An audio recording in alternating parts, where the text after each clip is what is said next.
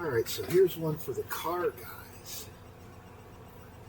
When I used to build cars a long time ago, I used to get upset because they never used to have decent springs for the hood. It was just those pieces of plastic that were really terrible looking. So I showed you guys the last time everybody should get a set of these drills. Well, here comes the reason why I have them, and one of the reasons that I have them. Take this little piece of wire, run it around.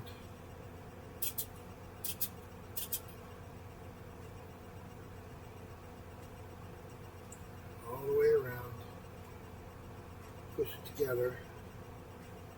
And then pull it apart.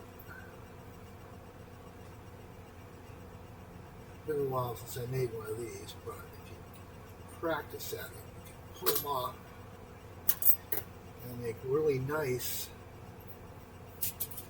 really nice little hood springs. Thanks for checking it out.